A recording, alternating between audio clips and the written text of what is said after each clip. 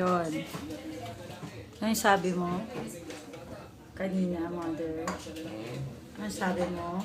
Magandang boses mo. Kumanta ka na lang. Para mawala yung stress mo.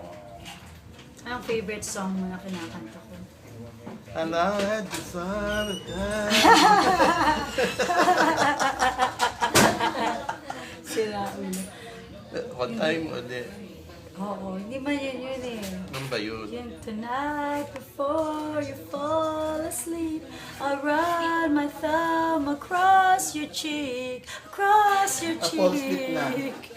Cry, cause I'm here to wipe your eyes. I know I made you feel this way. You gotta breathe, it'll be okay. Be Paano kaya okay. kinain?